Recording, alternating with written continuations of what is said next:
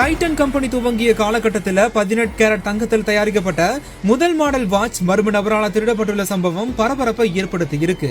சின்ன எலசுகரி பகுதியில் உள்ள டைட்டன் ஷோரூம்ல கடந்த 29ஆம் தேதி 5 ஊழியர்கள் மட்டுமே பணியில் ஈடுபட்டிருந்த போது அவர்கள் மதிய உணவு இடைவேளைக்கு சென்ற இடைப்பட்ட நேரத்தில் ஹெல்மெட்டை கையில பிடித்தபடி வந்த நபர் ஒருத்தவர் கடிகாரத்தை பார்ப்பது போல பாமலா காட்டிவிட்டு அந்த கடிகாரம் இருந்த பாக்ஸை மட்டும் விட்டுவிட்டு யாருக்குமே சந்தேகம் வராத மாதிரி அந்த வாட்சை மட்டும் திருடி கொண்டு சென்றிருக்கிறாரு. இந்த வாட்ச் 550 நாட்கள்ல லிமிடெட் எடிஷனா 5.5 லட்சம் ரூபாயில 18 கேரட் கோல்டு பயன்படுத்தி உருவாக்கப்பட்டதா நிறுவனத்தின் தரப்புல இருந்து கூறப்படுது. இந்த நிலையில தான் வாட்ச் திருடப்பட்டது குறித்து சிப்காட் போலீசாரிடம் வழக்கு பதிவு செய்த போது காவல்துறையினர் வாட்சின் விலையை 1,75,965 ரூபாய் என குறைத்து எஃப்ஐஆர்ல பதிவு செய்திருக்காங்க.